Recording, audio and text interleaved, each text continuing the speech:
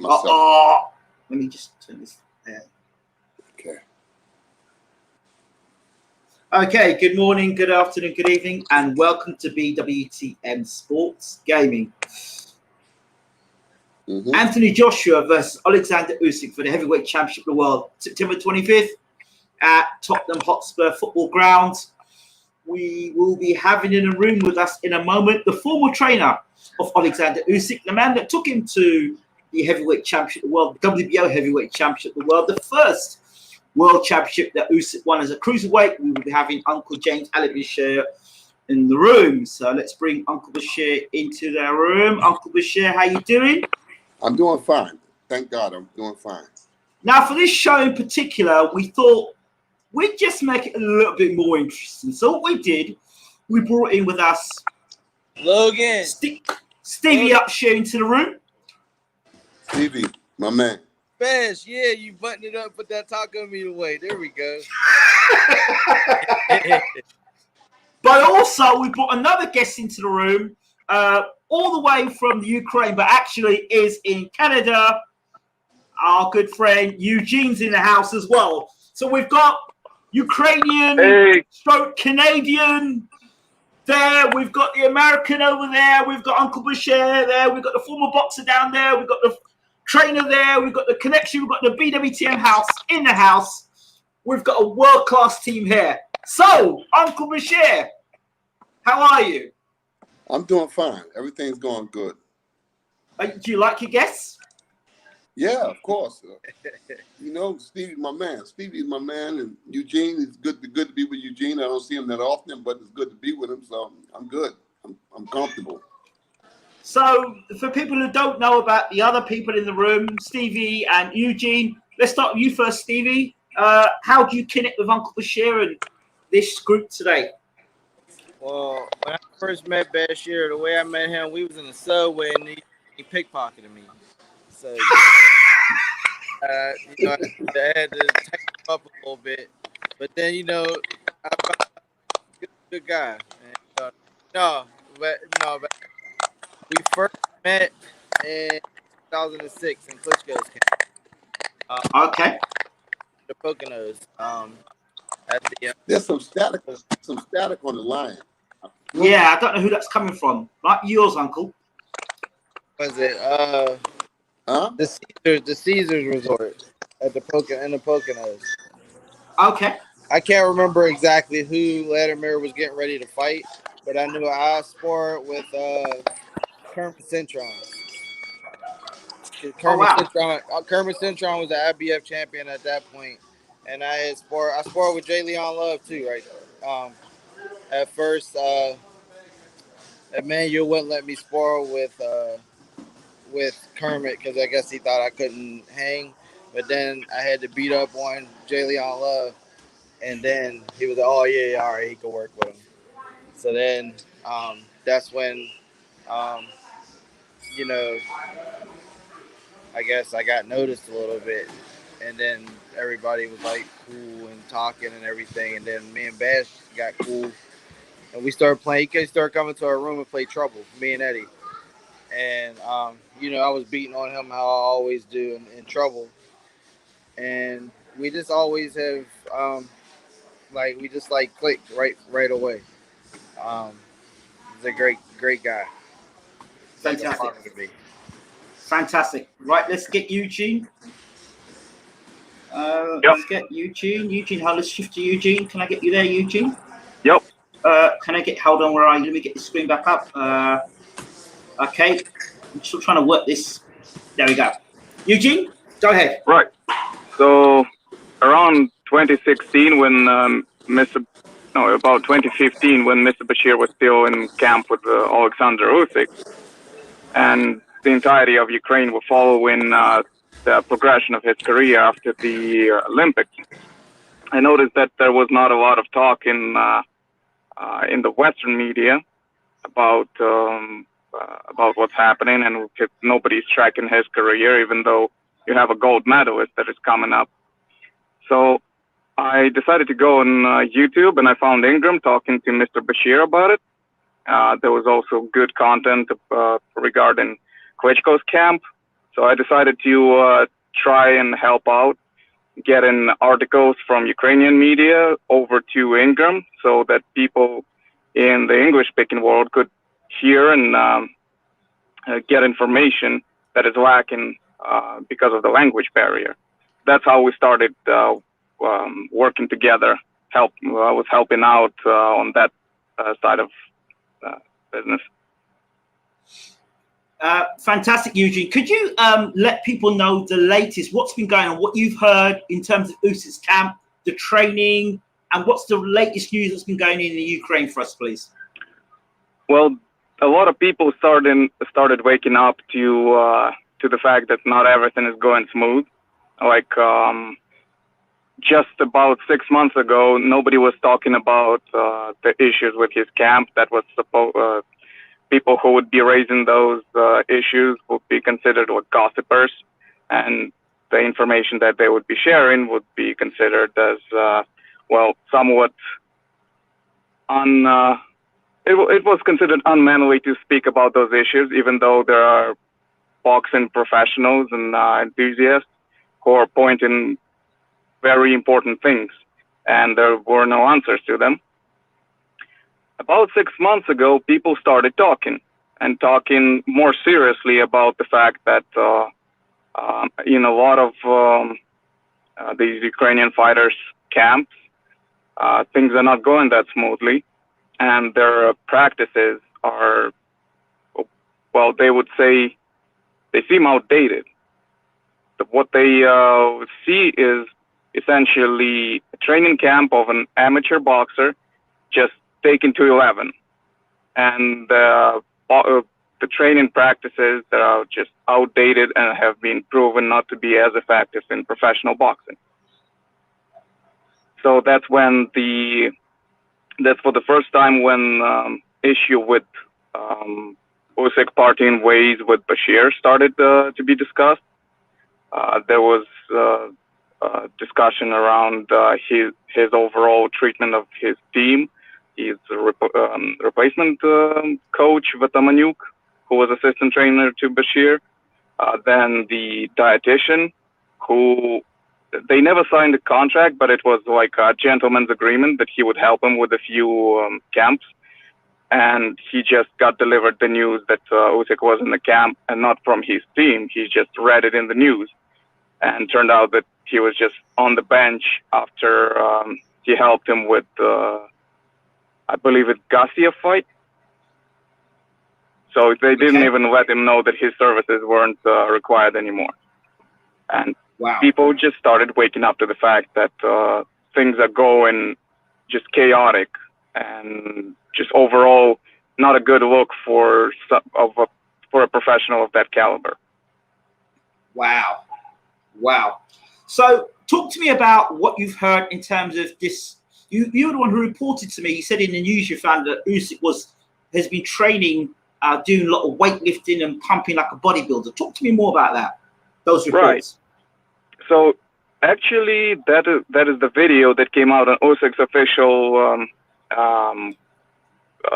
YouTube channel, and it's supposed to be an update what's going on with him. And in the video, his strength and conditioning coach is nonchalantly saying that Usyk has been training for 20 weeks straight.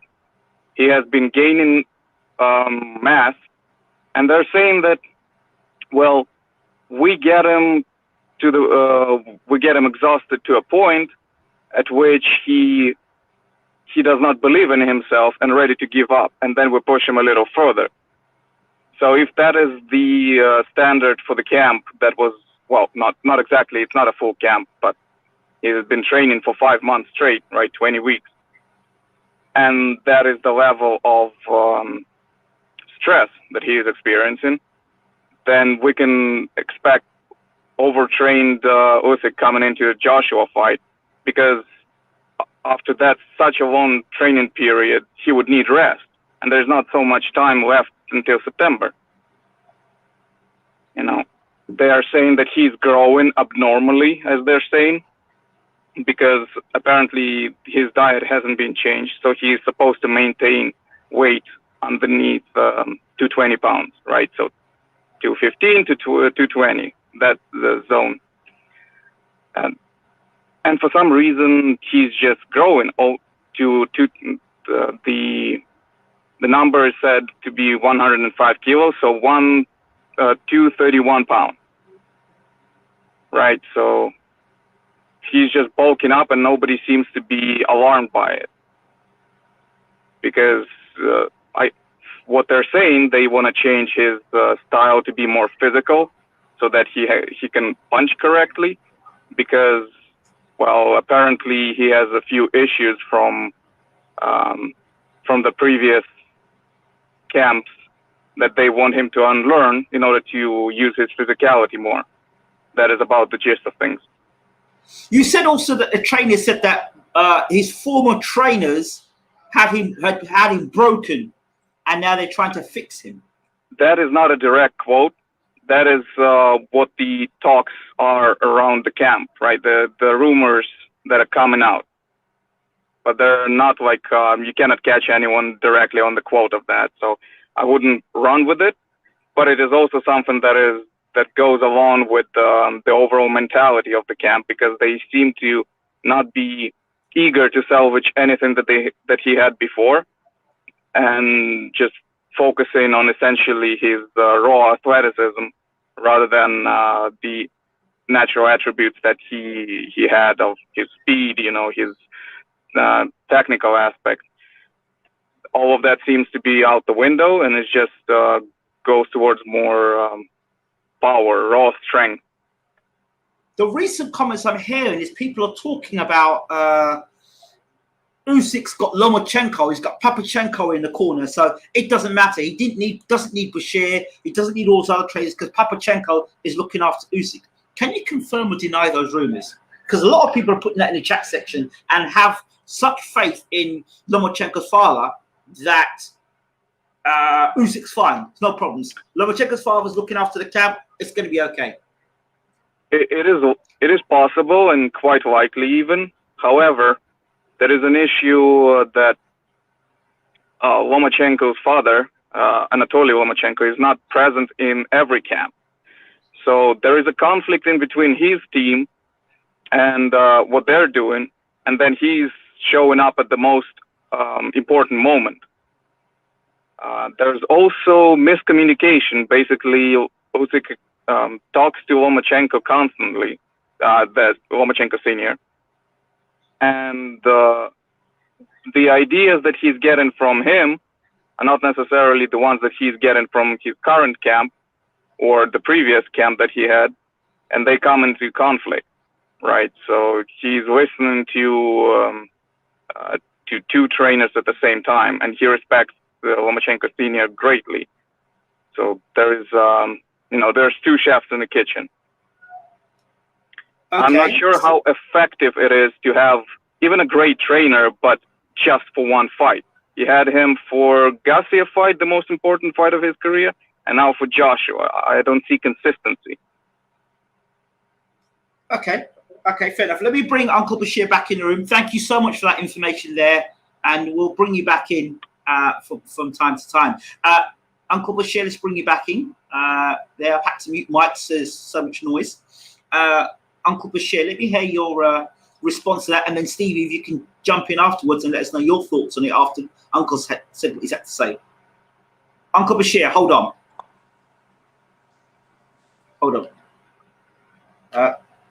Uncle, your mic's been muted. I don't know why. Hey, try now. You hear me? I can hear you. Go ahead, Uncle. My thinking is that too many chefs spoil the soup. All right. If Lomachenko was working with Usyk on a constant basis, that would be all well and good, because he's used to Lomachenko as they work together a lot in the amateurs. But this is not the amateurs. This is the pros. This is a different level of boxing. Anatoly Lomachenko, I mean, he knows boxing as far as Usyk and his son is concerned. But I would think that they would have to be worked together constantly to get a rhythm going into the biggest fight of his career. Anatoly Lomachenko didn't make adjustments with his own son in the most important fight of his career. I mean, you know, they, for some reason, Lomachenko didn't make the adjustment that were necessary to beat Lopez. So what I'm saying is that on any given situation, that a guy's mentality can become exhausted. I think at this late stage in Usyk's career, nobody should try to change anything. You understand? Work with the attributes that have worked best for him in his career, which is agility, accuracy, speed, and mobility. If I were the trainer, that's what I would have him concentrate on. And I would bring him in, I would bring him in between 217 and 220. I wouldn't try to exceed that. I wouldn't try to bulk him up. I wouldn't try to get him into a punches affair versus Anthony Joshua. I think that's a bad thing to do, to try to get him into a punches affair. I don't think that his punches are going to make that much difference to Anthony Joshua, because Joshua has been hit by some big punches, you know. I think that Usyk should concentrate on speed and accuracy as opposed to getting power shots in. I mean, if he's forced in a situation where he has to fight, he's got to fight. He's got to do what he got to do. But I don't think that bulking him up or trying to get him into a punches situation, I don't think that's not the best thing to do in this kind of fight.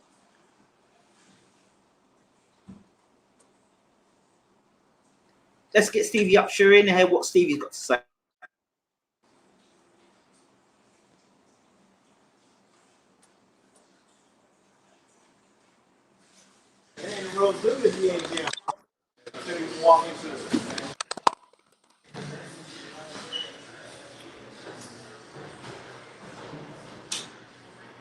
Stevie, what are your thoughts from what you've heard? Actually, I'm surprised to hear. I never even knew that the fight was made. I kept hearing that it was a possibility, but I never knew that the fight was actually happening. So this is all a shock to me. I feel Usyk can definitely win the fight easily. I feel like he can win it easily if he boxes and uses his speed and things, just like Bashir was saying. Trying to sit there and have a firefight with Joshua is not a good idea for him, per se. But I feel like I just feel like Usyk's a better fighter. What makes you think that he can win the fight easily? Because he's so much better. He could do so many different things. The things that Joshua is just learning how to do that he used against Ruiz, a guy who's chubbier, fleet-footed, and just standing kind of trying to land a shot. The fact that is the case, it made Joshua look like a consummate boxer, but he's just learning that stuff. You know what I mean? He's just really learning to use it in a high-profile fight. So with that being said, he's going to be in a higher pressure situation with a consummate boxer and Usyk, and he can't try to do that. He can't use that. So he's going to have to go back to the old Joshua, the robotic, try to hit hard Joshua. And just to be honest, the Energizer Bunny, which I call Usyk and Lomachenko, probably won't be there for that, and he'll do it all night as long as he has to do it to win. Hello. I haven't watched Usyk fight Chisora, Tony Bellew, Chaz Witherspoon. Particularly that last fight against Chisora. Do you still think he's got the ability, not even the ability, that he's good enough to get to that next level against a big, strong, powerful guy in Joshua? You got to understand, guys get up for fights. They know what they have to do for certain guys. he didn't feel like he had to do that with Chisora. He didn't have to think. He didn't have to think a lot.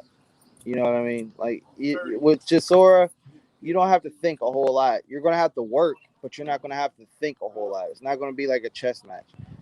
With Joshua, now it's more of it's gonna be more like a chess match because that's what Joshua does a little bit. He tries to think, and which is the worst possible way. I feel like he's gonna have to fight like Chisora to beat Usyk. Like as far as aggressiveness, not like Mike Tyson style going back and you know what I mean, swaying, like slipping, but like he's gonna have to be ultra aggressive against Usyk. If he sits back and tries to play the I'm gonna outwit you, outbox you, he's gonna lose. He's gonna fall down in those on the cards real quick. What about physical strength and power and the fact that Usyk's starting to bulk up in weight? I couldn't hear what you said. I said the fact that, as Eugene said, that the reports are that Usyk's looking to bulk up in weight and be more of a physical fighter rather than that movement that you talk about. I don't think that that's a good idea. I feel like he should stay who he is. Like, don't try to change yourself overnight for this fight because now you're moving into something where you're not that guy on the usual bit. Like, you've never been that guy.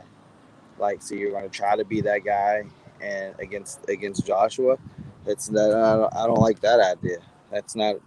I forgot that he said that. Yeah, that's no good. I don't like that at all. Physical strength. Now, when you start bulking up like that, what are the pros and cons going into a big fight like this? I would say there's a difference between cutting up and bulking up. You know what I mean? There was a point where I used to fight at 130, and I would have a little trouble making that weight. But then once I got with a strength coach and started working with Snack and Victor Conti, like I like bulked up a little bit, but it wasn't bulking to the point where I wasn't going to be able to stretch my arms out all the way. Like I was still lean and but I got bulked up, I got stronger and just had a little more oomph on my punches and just everything. Like I just felt stronger, I fought stronger. So hopefully that's what they mean by him doing that. And it's not like trying to, like how Tyson Fury is trying to put on and get the 300 pounds just to be a big lumbering, you know what I mean? Like, so you just lay on them and just be on them.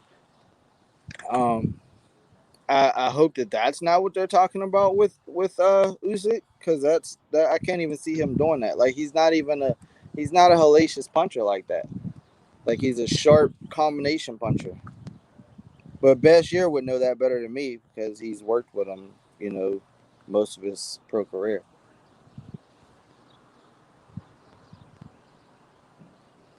Thanks, Stephen. Back with you in a minute, okay? Yep.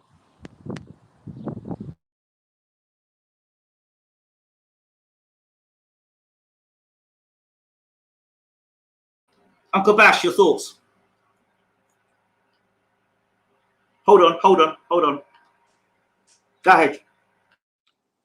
Like I said, I think that is unwise to try to change so much in so little time. I said many times before that when you're a boxer, you would have to have been preparing for a specific fight long before you get to the fight. You don't want to wait until you get to the fight and then start making all these sudden changes. The best thing now is for him to go out and be who he is, like Stevie said a moment ago. Eugene alluded to the fact that Vasyl Lomachenko had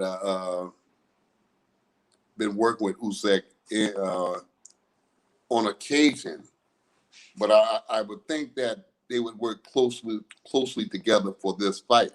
Like I said, Usyk is used to Lomachenko, so they have a good rhythm, they have a good chemistry, and it could afford him certain luxuries in the fight versus Joshua. but there are ramifications, and most important, there has to be a chemistry. There has to be an accuracy in the thinking, in the application of the corner. This is going to play a big part in the fight itself. What the thinking and approach and application of those corners, the mindsets of those corners. It can't be a situation where you take for granted that Lomachenko is in Usyk's corner and Joshua has whoever he has in his corner. It can't. Nobody can take anything for granted. It's just the application, the timing. You've got to know when to hold them. You've got to know when to fold them situation. I would think that if I were Joshua, I would try to impose my will on Alexander Usyk. I would have, my thinking would be with the Joshua as a trainer, I would tell him, go out the first round. Most importantly, use your jab. Many people think that the jab is ineffective against a slick southpaw. Not so. Use your jab in any fight. I would have Anthony Joshua go out and impose his will. Go out and go right to Usyk and say, I'm the heavyweight champion, you're not, and you're not going to be. Cut the ring off, bully him, make him fight, make him exchange, force him to get in exchanges in an effort to wear him out. If I'm in Usyk's corner, I'm saying you go out and do exactly the same thing. Go to Anthony Joshua, but in an intelligent way. Boxing in, boxing out, side to side, snapping the jab, snapping the southpaw jab, snapping the southpaw jab, which is a very difficult jab to have to work with. In short, it has to be diplomacy and application and timing. Everything is timing in a fight. The timing of Usyk's jab. Usyk has to go out there and frustrate Anthony Joshua. Stay away from the ropes. Keep the fight in the center of the ring. So these things are easier said than done. But I would have Anthony Joshua cut the ring off, work behind the jab, and when Usyk punch when Usyk punch, and then punch after Usyk's punch. It's, like I said, it's diplomacy and timing. It's what's going to win the fight. Physical strength of Alexander Usyk. You've trained with him. You've seen him against big guys. How does he cope with physical strength? Guys who are physically stronger than himself. Well, everybody can deal with physical strength over a short duration. The question in this fight is going to be how much can Alexander Usyk deal with the strength and the aggression of Anthony Joshua. As a trainer, I would have Anthony Joshua lay on him, maul him, brawl him, rough him up on the inside. When I get to a clinch, I wouldn't be a nice guy. I'd be a rough, tough guy. You know, I'd lay on him, I'd maul him, I'd lace him, I'd do everything I can to frustrate him, to wear him out. You know, I don't think that is a wise thing for Anthony Joshua to be a gentleman in the ring. He's the heavyweight champion. He's got to go out there and be the boss. And if Usyk wants to take the title, Usyk got to go out there and try to be the boss too. He has to inflict some pain on Anthony Joshua. But you've got a unique look at this because you've actually had time when you were in the Klitschko camp. You had time to work with Anthony Joshua, and you've also worked with Alexander Usyk. So you've got a kind of like unique sort of, because you've been with Josh. I think you remember telling me that you were on the pads with Joshua at one point. He was on the pads with you, so you obviously could feel his physical strength. So when you're on the pads with him, Joshua is a strong, capable puncher, and he's not afraid. He's not going to be in awe of Alexander Usyk. Usyk is a pretty good puncher himself. He punches better than what people thinks that he punches. He punches better than that. He punches better than people say that he's not a good puncher. But if he hits you clean, you'll know it. You know you've been hit by Alexander Usyk, you know. I think the main thing is for him to not get frustrated, not get away from his game plan, to be smart out there. And one of those things, to be smart, he's got to have the gas tank to be able to be mobile for the entire 12 rounds. It's Joshua's position to take the wind out of Usyk's sails, to make him stable, to put him right there where he can't move. And that comes with body punching. And when I say body punching, I mean punching everything above the waist. Everything, anything that gets in the way. Joshua's got to be a wrecking ball. He's got to go through it, you know. Bring in Eugene. Ask Eugene for his perspective.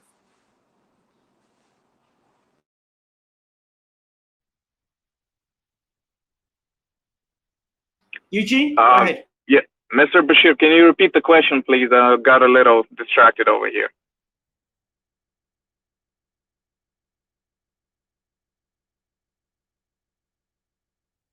I can't hear him, Ingram. He's muted.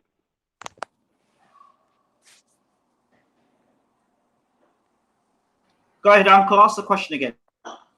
Eugene, can you hear? Yeah. I says Joshua has to be a mean wrecking ball in this fight. He has to cut the ring off. He has to rough Alexander Usyk up. I mean, no, he can't be a nice guy. He's got to go out and be the heavyweight champ. He's got to make that clear. He's got to make that clear to Alexander Usyk in the very first seconds of the first round that I'm here to establish myself. I'm the heavyweight champion. You're not. You're not going to be. He's got to go out there and rough him up like a wrecking ball. And I mean, when I say punch, I mean punch everything above the waist. No nice guy. In the clinches, he's got to rough Usyk up. He's got to maul him, brawl him. He's got to slug with him. He's got to box. He's got to box behind the jab constantly. Alexander Usyk, on the other hand, has got to use mobility. He's got to use angles. He's got to use smarts. He's got to feint him, and he got to go up and down with his punches and try to win round after round. Don't stay there and try to prove nothing. Just win the rounds. You understand? Just win the round. And hopefully, Anthony Joshua will begin to tire, and then Usyk can go in. But if he goes out there trying to prove something, trying to be a rough, tough guy, and bang with Anthony Joshua, I don't think it's going to work out well.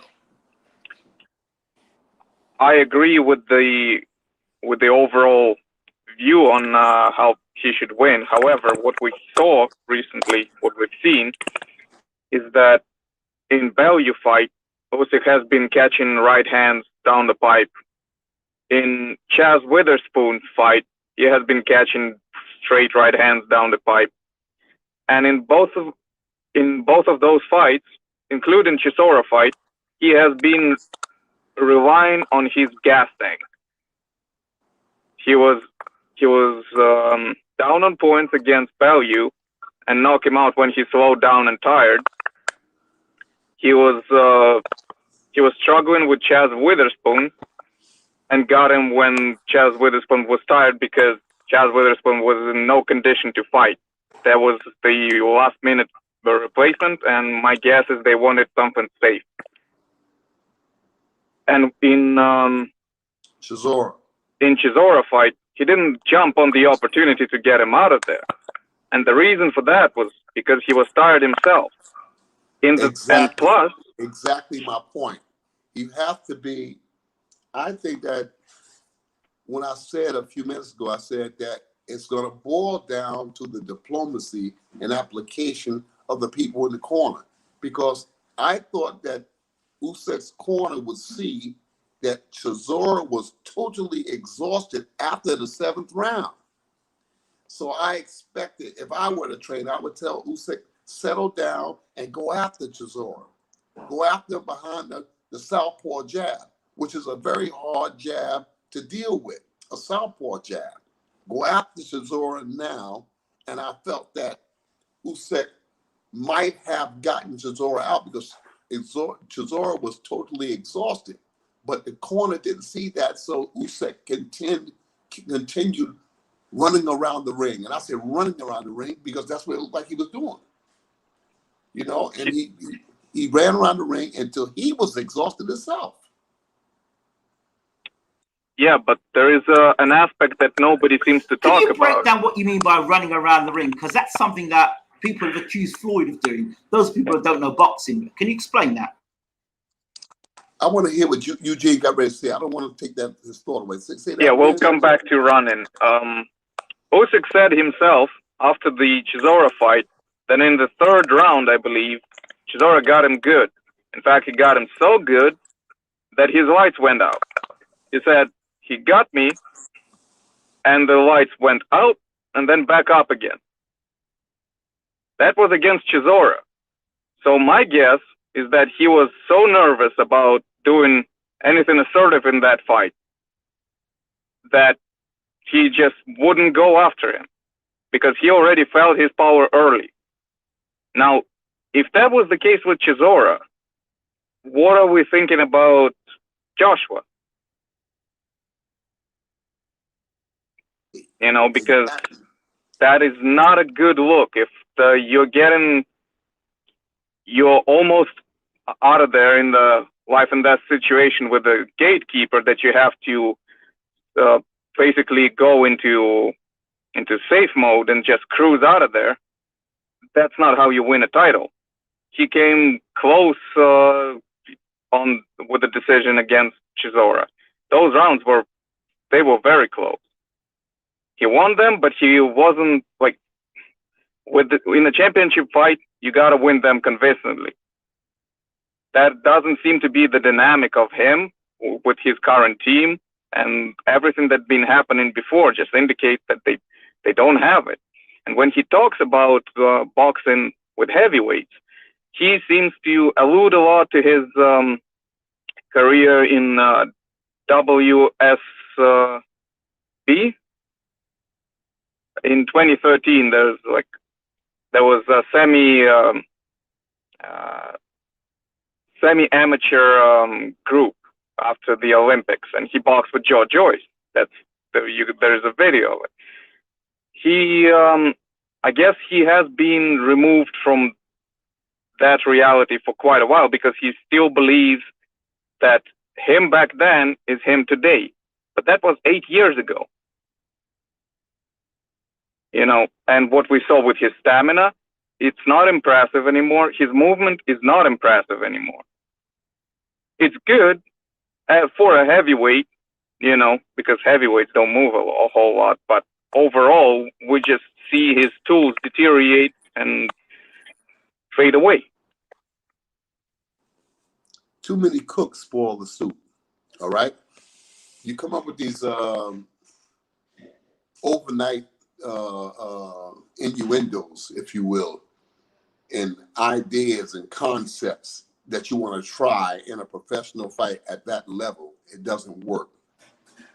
And to be wise for him, when I say running around, I mean doing more movement than what is necessary to win a fight. I thought that he was doing too much moving in the last part of Chisora's fight. I thought that he could have settled down, worked behind his jab, and possibly got a stoppage because Chisora was totally exhausted. He was exhausted. He didn't have a whole lot left in the tank, you know? So I think that, again, it's going to be the mindset of those corners of knowing when to hold them and know when to fold them, know when to tell them to go to work and when not to go to work. Box, you got to make adjustments in a fight. It's just like driving a vehicle. You got to know when to mash on the gas and when to mash on the brake. When to speed up, when to slow down, when to go left, when to go right. You got to, it's an application. And that's what today's boxing trainers don't understand. Everybody is a wise guy. Everybody thinks that they know. And then when you look at the work in the ring, They don't know. It's so many blunders that's going on in boxing now. So in this fight, I think that he's going to have to be very, very articulate when he's boxing with Anthony Joshua. Lev Gramerson asks the question, does Usyk need a loss? Gentlemen. Pardon me? Does Usyk need a loss? That's what Lev Gramerson asks. Does he need a loss? Sometimes a loss does a fighter good, and sometimes it destroys him, you know? So I can't say that he needs a loss to straighten him out. I think that he just needs to sit back. Alexander Usyk is an intelligent guy. He's got to sit back and observe his own career. He's got to make some decisions on his own of what he needs, what's accessible, and what's not. Like I said before, you and I talked, and Emanuel Stewart, the great Emanuel Stewart, because like I said, I got more out of Emanuel Stewart's application of strategy than his training techniques. Emanuel Stewart would pull out all of the stops to beat Alexander Usyk. All right, and if he worked with Usyk, he would pull out all of the stops to beat Anthony Joshua. Today's boxing pundits and fans and trainers alike, they don't pull out all the stops to win a fight. Emanuel will make it his business to hire people to find out everything that they could about the opposition. Yeah. And that's not, and that includes private investigators. People don't understand the kind of guy, the kind of mentality that Emanuel Stewart had in an effort to win fights. He was a wise guy. And such is the case in a fight for the heavyweight championship of the world. People have no idea, the fans and the pundits and different people connected to boxing have no idea the extremes that the trainers and the managers and the promoters, they have no idea of what they go through to maintain a position atop the heavyweight division. It's the most prized possession in the world of sports. Uncle Bashir, answer me this question, right? You have worked in camp with Anthony Joshua. So Joshua knows who you are. You've worked in camp with Anthony Joshua, who worked in camp with Dillian Whyte. You've worked in camp with Deontay Wilder. You've worked in camp with Klitschko. Why is it that Joshua would know you and he would not reach out to you and say, hey, Bash, I've got a big fight coming against Usyk. You've trained Usyk. You know his strengths. You know his weaknesses. And you know how to beat him. And I want to retain my championship of the world. Come in and be an advisor in this fight. Why have they not reached out to you? I mean, it's ludicrous that they haven't. You're just like a wealth of wisdom. If it was me and I were heavyweight champion of the world and I knew you and I was going to fight Usyk, I'd say, hey, get Bashir into camp because I want to know how to beat this guy. I want to know how this guy ticks. So from round one, I'm not going in there unknown and guessing. I know. Your thoughts? Years ago, I had been in Muhammad Ali's camp for about 2 years, on and off. You know, when I worked with then light heavyweight champion Matthew Saad Muhammad, I had worked in Ali's camp on and off, and they brought a guy, I think it was Boss Man Jones or somebody who had sparred with George Foreman. All these people was reaching out to anybody who had ever worked in George Foreman's camp to find out how he responded when he had a cold, how he responded to when he was hurt, when he was hurt running. Right? You know, they want to find out everything personal about George Foreman. And Ali would bring these people in the camp and he would pay them to be there. Yeah, Emmanuel Stewart did it with Lennox Lewis, when Lennox Lewis was fighting Mike Tyson. And mind you, Lennox Lewis fought an old Mike Tyson. He fought Mike Tyson at the end of Mike Tyson's career. But Emmanuel still thought it was important to bring in people who had been with Tyson, who had worked with him, and found out personal stuff about him to help Lennox win this fight. Lennox, you know, I told you, brought in Maurice Harris. And Emmanuel instructed Lennox to pay Maurice Harris $5,000 a week, $6,000. I don't know what it was, but it was some astronomical amount. And Lennox didn't like it. He said, man, I'm not going to give this guy this kind of money. I don't need this guy. This guy is 6'4". He's a mover. He's slick. Mike is not a mover. He's little. He's sure. But Emmanuel felt that it was important to bring Maurice Harris into the camp so that Maurice wouldn't be available to work with Mike Tyson. Because Emmanuel's logic was, if this guy works with Mike Tyson, he's going to make Mike Tyson sharp enough to beat you. So I want to bring him into our camp, give him $5,000 a week, let him sleep in the cabin, you know, let him spar with the sparring partners, anything. But we want to keep this guy in the camp so that he cannot go into Mike Tyson's employ. Mike Tyson was trying to get us to fly into Hawaii. That's where Stacey McKinley and these guys trained Mike, in Hawaii at the time. And they tried to lure us into Hawaii. But for $5,000 a week, I said, hey man, we gotta go up here to Lennox's camp, you know, at $5,000 a week. So that's what we did. So I don't understand the people that's around Anthony Joshua, because this is a business. If I can't be employed by Usyk's camp, it's not being a trader. It's business. This is the boxing business. When one attorney gets terminated, then another attorney comes in, and they might know each other very well, but one can't fault the other one for stepping in. So I can't understand the logic why Joshua's people won't call me in and try to tap into my brain to find out something that can help him win this fight with Usyk, because it's not going to be an easy fight. Alexander Usyk is a very, very intelligent guy. I'm the only guy in boxing right now, all right, outside the ropes that can beat Alexander Usyk.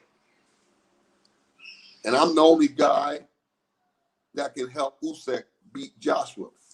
Why? Because I got an untapped reservoir of wisdom. I know how one can beat the other, except for stubbornness, for arrogance, you understand? Or thinking that they know it. But I don't understand. I don't understand why they wouldn't tap into. They'd have to pay me, bring me in, and I could help them win.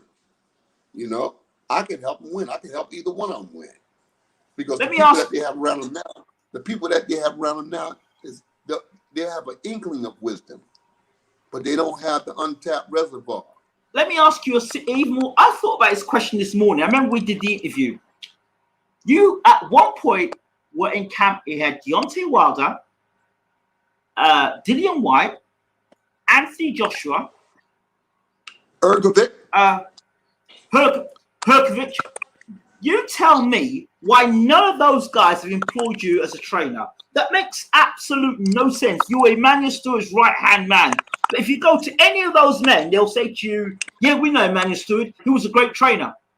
But yet you, if anything, you'd be like without being disrespectful, you'd be like a protege of Emmanuel Stewart because you were his right-hand man. But you're even more than a protege, because a protege is normally somebody who's young. So you're like, you've got Emmanuel Stewart in your blood, but you've got your own stuff as well. It sounds absolutely silly. And it makes me understand that a lot of the people in boxing, the box themselves, are not that smart, because it makes great business to have somebody who everyone's rating up him and your steward. And it's not like your work is shoddy.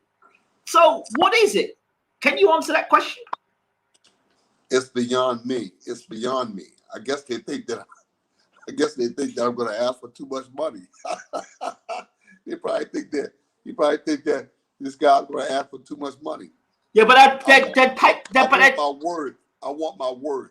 Yeah, but they would actually pay. They'll pay out the nose for somebody who doesn't have as much experience as you. That's why I say a lot of people in boxing don't know about boxing. Even the trainers themselves. Look at the guys they've got. Look at the guys these guys who employ as trainers.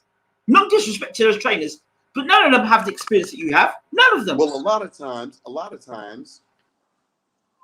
the boxers don't want to be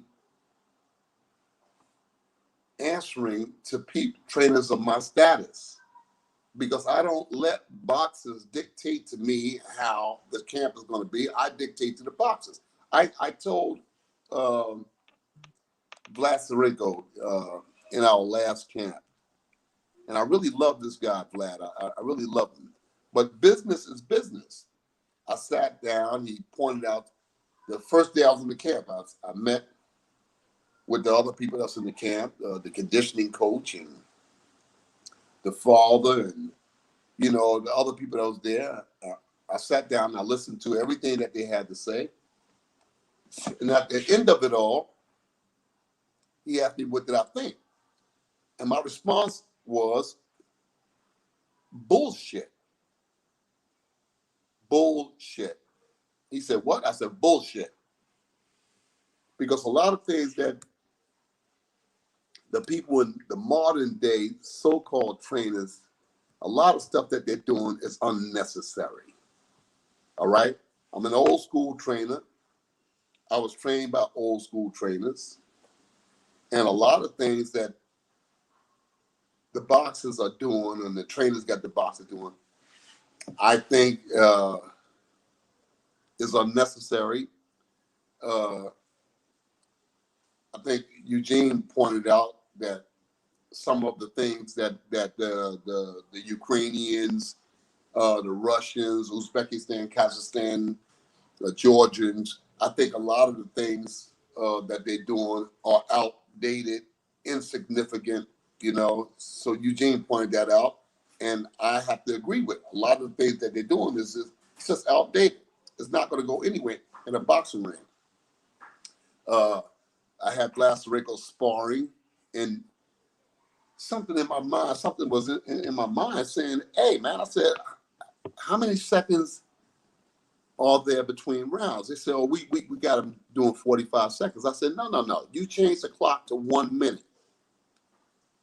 So Vlad came to me and said, well, they want us to do 40. I said, yeah, but I'm your trainer.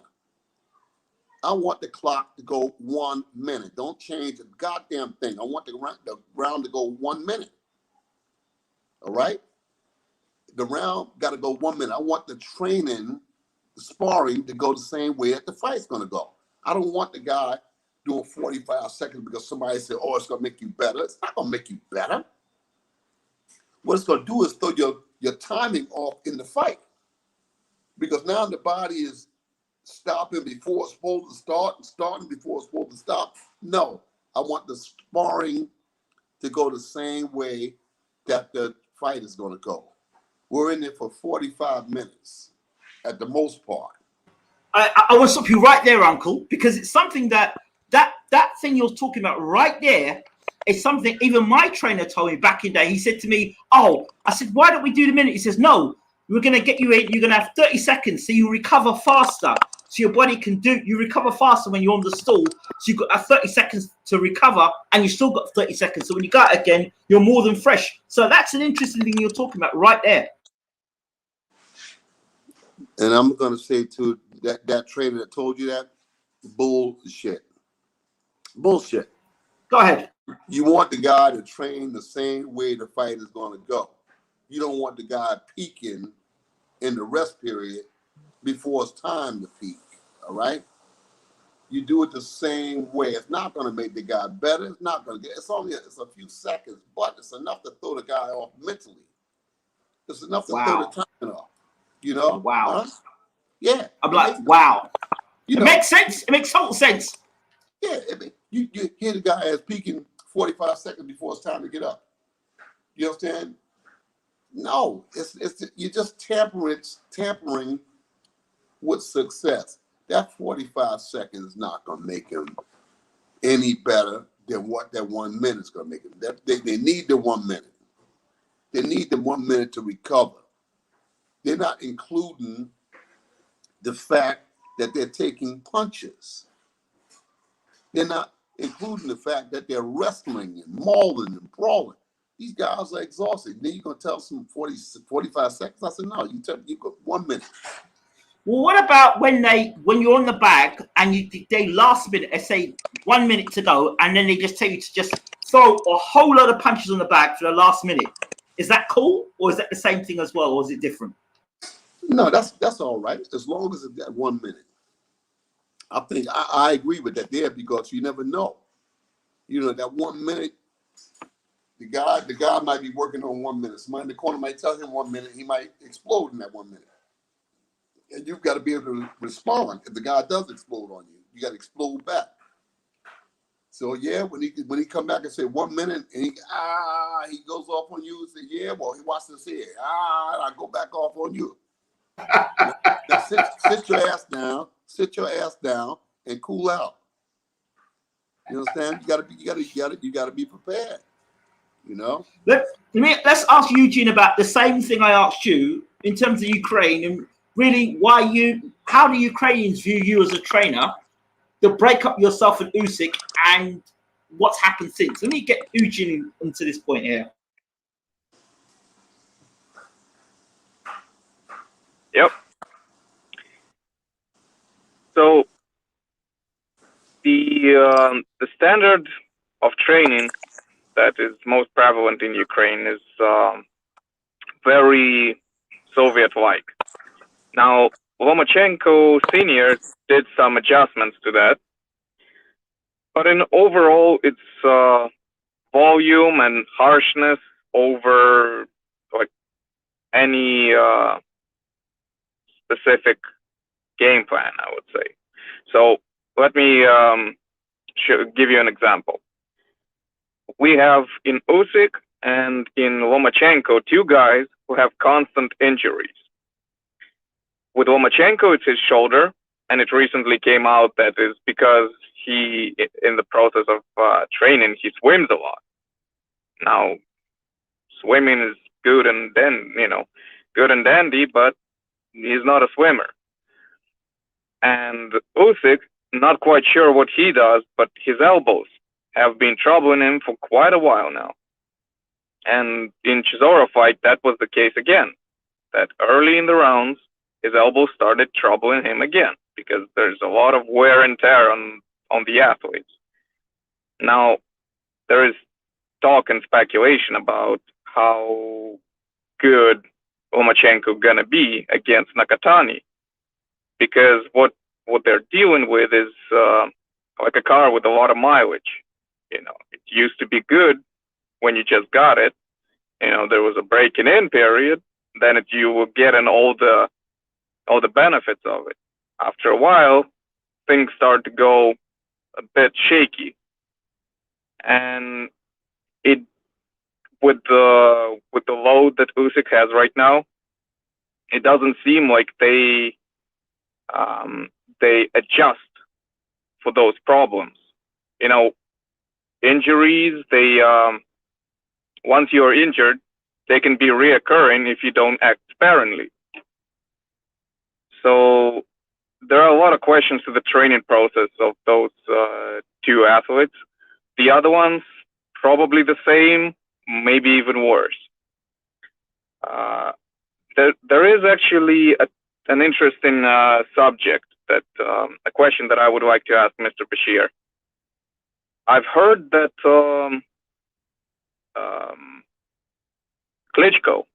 Vladimir Klitschko, didn't used to run as much as other athletes. I'm wondering if that is the case. How much did he run to condition himself for stamina?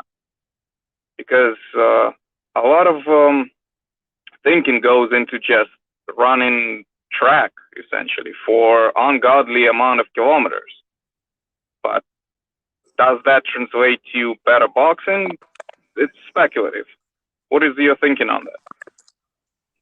Me, myself, as a boxing trainer, I don't like running. All right. Latimer is a big guy, and I didn't see him do a lot of running. I didn't see Vitaly do a lot of running. All right. I don't know if they did run. I just never saw them, you know. They did a lot of swimming, you know, and they did a lot of shadow boxing, but I didn't see them do a lot of running. And I don't like it. I as a boxer, the aches and pains that I have now on my joints, on my knees, on my hips, and on my lower back, I know it developed over the years from all of the running that I did and running the hills backwards and stuff like that there. And now, at this age now, it's telling on me. The great Georgie Benton, God rest his soul, the great Georgie Benton was one of the top flight middleweight boxers in the history of boxing. And Georgie Benton did not allow his boxers to run. He would tell them that he didn't want them running. Perhaps because of the same thing. I never did get the logic on why he wouldn't let them run. But perhaps the same thing. He knows that over time, the joints, the shins, the knees, the hips, the thighs, the lower back is going to wear out. So I don't really like my boxers to run. If they want to run, I don't interfere with it, you know, but I suggest for them not to run. I got other exercises that can be equally benefiting if they but listen and follow my instructions. But a lot of boxers in boxing now, they want yes men in the corner. They want yes men. They want people that they can control the thinking of the trainers. And that does not make for good results in fights. They've got to be able to listen to the trainers. They got to be able to embrace what the trainers is telling them. Just like we did with our parents. When we were youngsters, we didn't go and tell our parents what we wanted to do. Our parents told us what to do. And we followed suit. That's why we're here to talk about it now, because we followed suit. But can you imagine a child coming in and telling the parent that I don't want to do this and I don't want to do that and this is the way I want to do it? Can you imagine that? That's what's going on in boxing now. In many cases in boxing, at every level, there are a lot of yes men in boxers training camp that the boxers is telling the trainers what to do, as opposed to it being vice versa. So that's the case that's hurting boxing and hurting the boxers too. That's why I agree. I agree with Ingram is saying, you know, I can't understand why I'm not getting more work, you know. But that's my thinking is that's their loss. That's their loss. It's not going to hurt me. I tell this young man, Vlad Sarenko from Ukraine, if you want to give yourself the best chance of being the heavyweight champion, listen closely to me, because I have a reservoir of wisdom. I want to share the wisdom that I got with the young men or women that I'm training in boxing. I have a reservoir of wisdom that I want to share. I'm not going to be here forever. You know, one day I'm going to die too. All of us are going to die. But they need to try to tap in to wisdom while there's applicable, while it's available. I'm right here, you know. I can show these guys, one, how to give themselves the best chance of beating the other. But you got to know when to hold them. You got to know when to fold them. You got to try to capitalize on the availability, my availability. Got to pay for it, but that's small change. Like Emmanuel said, What's $5,000 a week, Lennox? And you get ready to make 15 million. So you spend $5,000 a week for 6 weeks, and then you multiply that times 15 million. Don't, as manuals would say, don't cut your nose to spite your face. Got a question for you. And Cameron asks, why aren't there trainers like Stewart in this day and age? He got the best out of his fighters when they were losing. Today's trainers can't do that. What is missing in this generation of trainers? Arrogance. Arrogance. Today's trainer wants to come in like most of the training circles here in Ukraine. You know, I get the impression that they're not comfortable with me, that they don't really care for me, or you know, that's the impression that I get from most of the trainers here in the Ukraine, which I really don't care. I'm just here to teach, all right? Most of the people that's in boxing now, they want to come into boxing and they want to go right to the head of the line. This is a put the ingredients in a jar, shake it up, and I'm ready to go generation. They don't want to get in line and learn their craft by the numbers.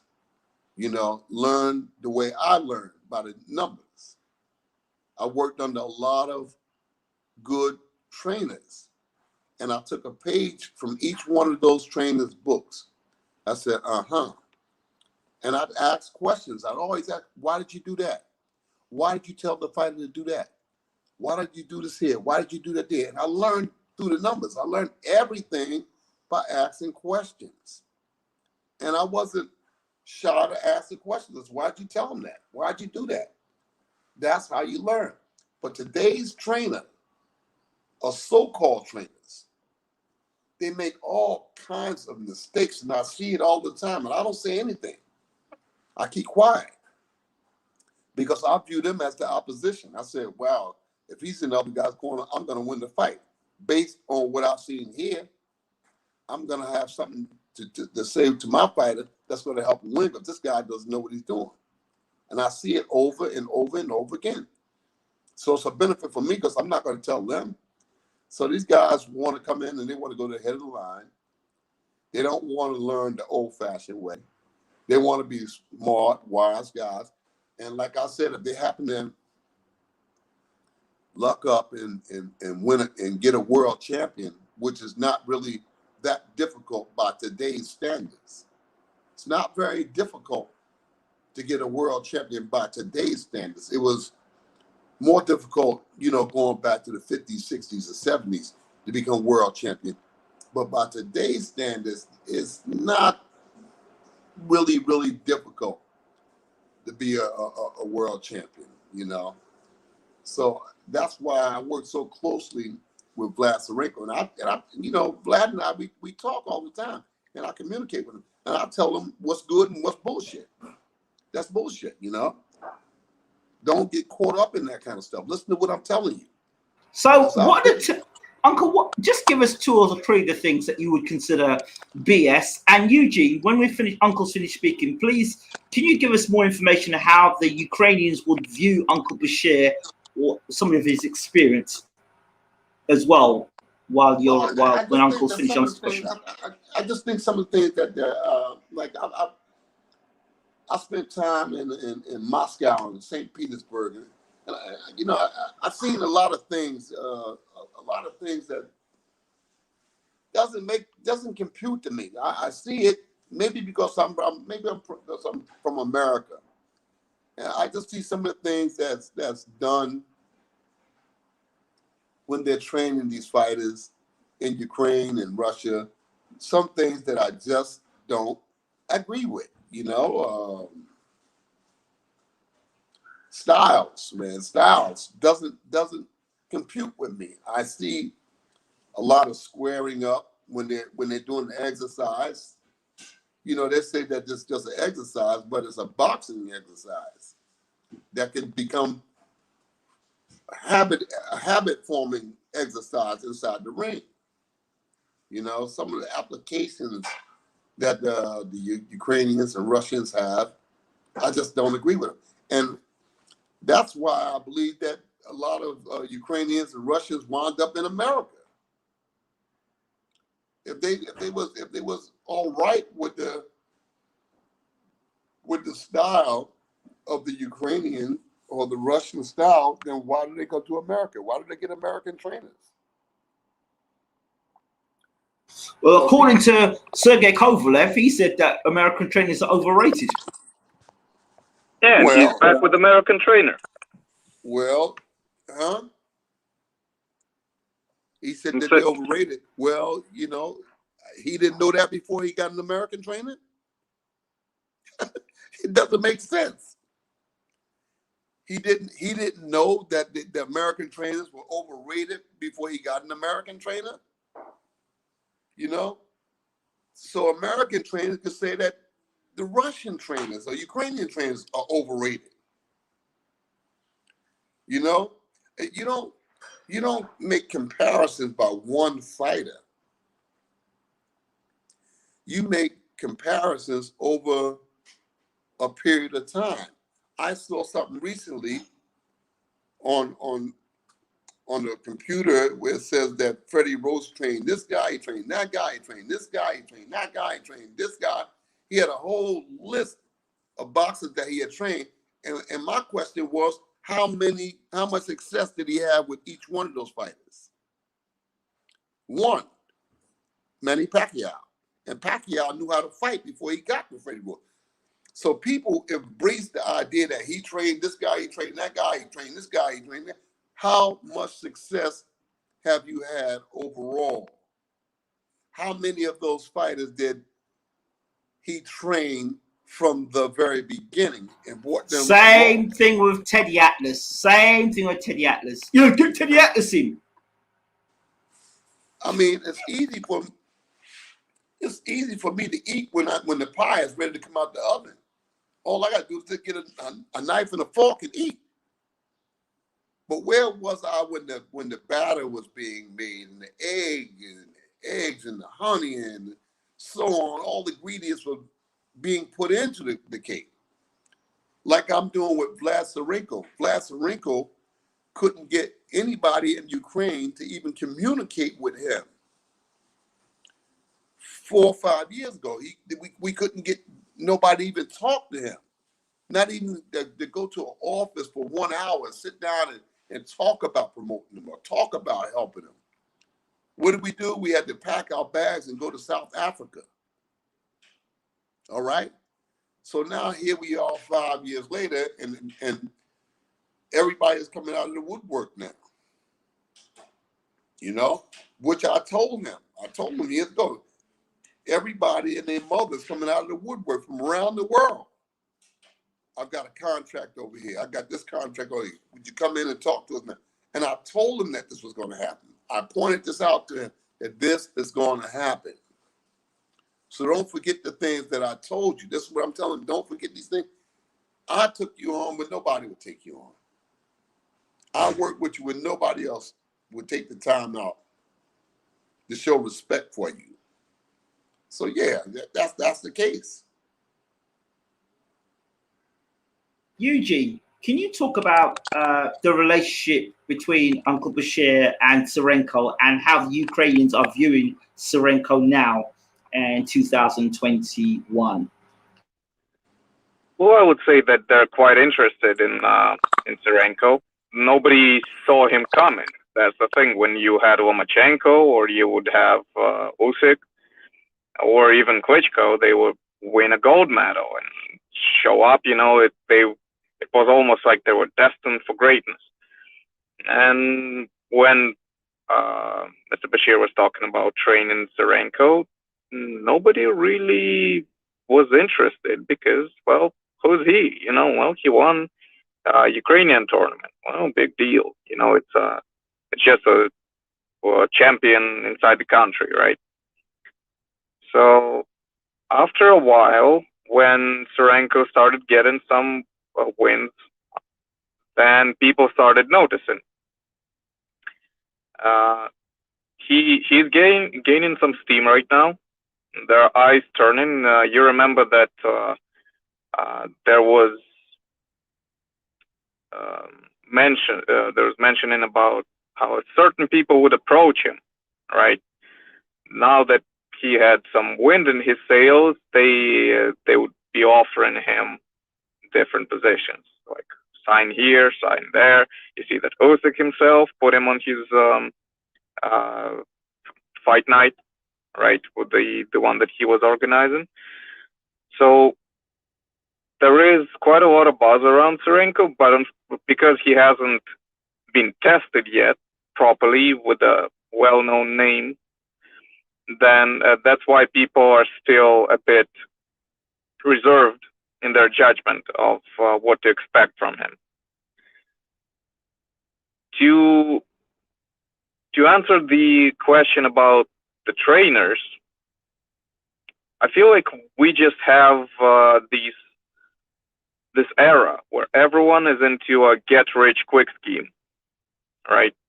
It's you don't have to work on your faculties and prove yourself to be a professional over time and develop relationship with people who know you as a great asset to their environment, that they can rely on you and that they can put you in a greater position so you can handle more responsibility. Instead, it's all about, this today it would be get some Bitcoin and try to short sell and or buy low, sell high, and then a lot of people are losing money and saying going crazy. I feel like the trainers are somewhat similar because they find a way that works for a while.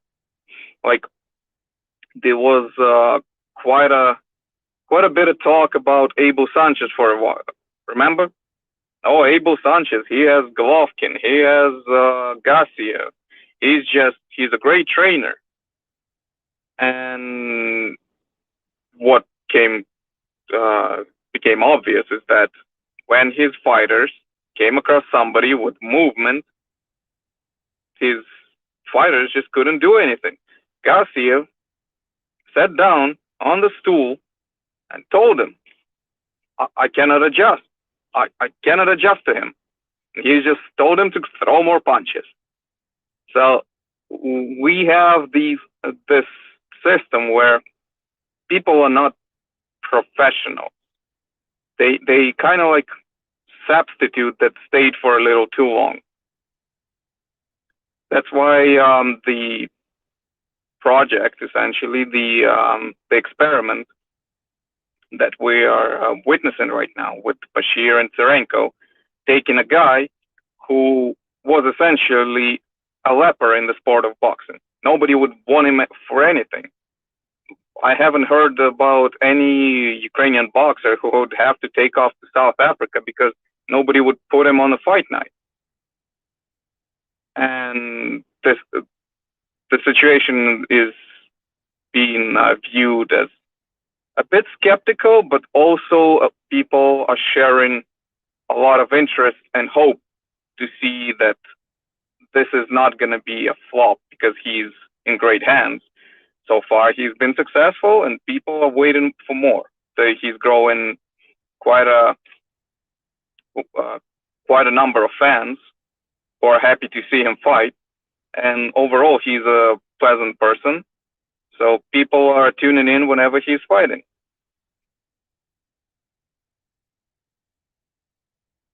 What are your thoughts on James Uncle Bashir and how the trainers view him, or why you think they would view him in such a way and they're not appreciating him as much, particularly because he's done work with Usyk as well? I feel like the talk that you hear and the overall mood around Mr. Bashir is that he's a very controlling person, right? Mr. Bashir said himself that when he's in the camp, his say goes over whoever is in the camp because he's the head coach. And a lot of people, they have their ideas that have worked in the past. You know, it's kind of like that, you know, you hear somebody tell a silly story that they threw a punch this way and they knocked somebody out who was drunk. Great. But they accumulate this type of anecdotal evidence, and they think that is proof of their concept. So because they haven't tried to apply it at a high level and see it fail, they're going to be running with it until they see resistance. And when the failure inevitably comes, well, you know, the diplomatic talk comes out. Well, you know, we thought we were doing everything great, and it seems like it wasn't our night. We'll come back later, and we're going to be better, and nothing changes. So I feel like there is a certain level of intimidation when dealing with Bashir, because it's somebody who has experience over you, knowledge over you, and also stands in the way of you trying to apply your vision. That's why I think a lot of local level trainers I've seen I've been a bit nervous around him. You know, he might cause trouble to what they're trying to do. You know, he might be an obstacle, because there will be no negotiation. You know, if he's in a camp, that's his word. Turns out you're on the bench. I feel like that's the reason why. If I had to, you know, give the best answer I could, this would be it.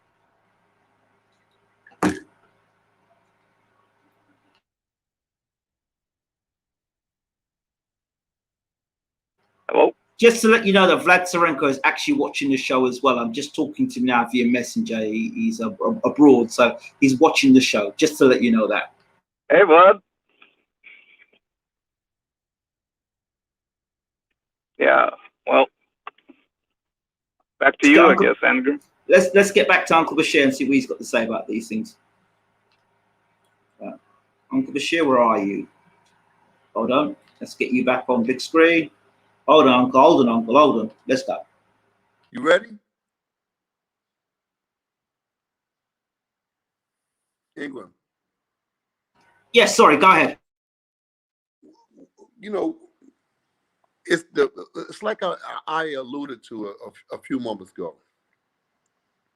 When you got a parent, two parents and a child, what do? You do the children have a voice? I'm 70 years old. These guys coming in here at 35 and 37 years old trying to tell me what to do. So you think I should keep quiet? No. Because I know that you guys don't know what you're talking about. I already know that. You don't know what you're talking about. And that's what I'm trying to point out to Vlad Tsarenko or any young person. I'm willing to listen. I'll listen to your point of view. You know, I'm not a controlling person. You know, most people that be around me enjoy being around me. I'm not a controlling person. I'm just not a person that's going to take a lot of bullshit. All right? I don't want to spin my wheels with a lot of bullshit about a lot of ignorance and stupidity. I don't want to do that. You know, like I said, I'm 70 years old. I don't want to waste the last years that I'm in boxing doing nothing, or being somebody's yes man, or being somebody's buffoon or clown or something. So yeah, I command the respect of those people who are around me. I can point out different situations to those people who are willing to be receptive. And those who are not, I leave them alone. I just leave them alone. That's all. One of the beautiful things about boxing is when you have people who are receptive, who are respectful. Stevie Upshur, Eddie Chambers, those are some respectful guys. Those are my guys. Because when we get down to business, these guys listen and they're respectful. If I tell Stevie go left, Stevie goes left. If I see the guy and say go right, he's going to go right. And it's not going to be a whole lot of talking in between. Well, I don't want to do it like this. It's not that kind of thing. Let me throw this also. Let me throw this into you as well, Uncle. When fighters say, "Well, he's only a good trainer if he could do good pad work. So he's got to be able to go ba ba ba ba ba ba. If he can do that, then he's a good trainer." Because Mayweather did it. Lord have mercy. That's all I can say. Lord have mercy. Because when you get into a fight, this is when you find out. When you get into a fight and then you get hurt in the fight, that's when the true trainership comes out. When you can guide a fighter through the turbulent time of being injured, that's when the true trainership comes out. And most of the guys that's out there now are not prepared. They're not prepared under the bright lights. I've seen some of the most stupidest things happen in a corner because they panic. They're not prepared. They don't know how to get a fighter out of trouble. They don't know what to tell them or how to guide them. They don't know. Teddy Atlas was being praised for telling Timothy Bradley about being a fireman. Are we firemen? I mean, and the guy's got a minute to recover, and he's talking about firemen. And people think this stuff is great. I think this is wonderful.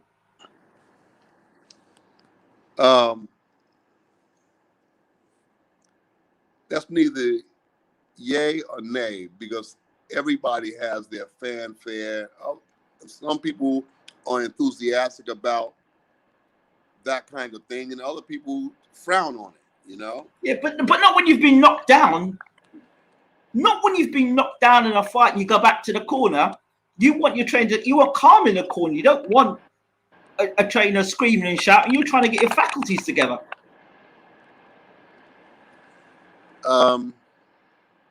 I've made my mistakes over the years, you know, but it wasn't like those mistakes fell on a deaf mind or a deaf brain.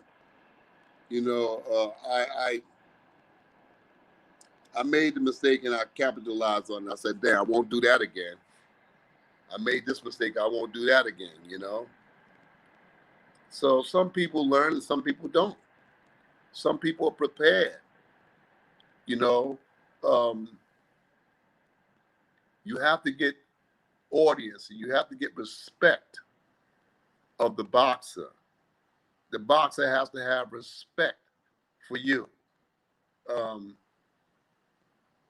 If they don't have respect for you, then you might as well get your hat.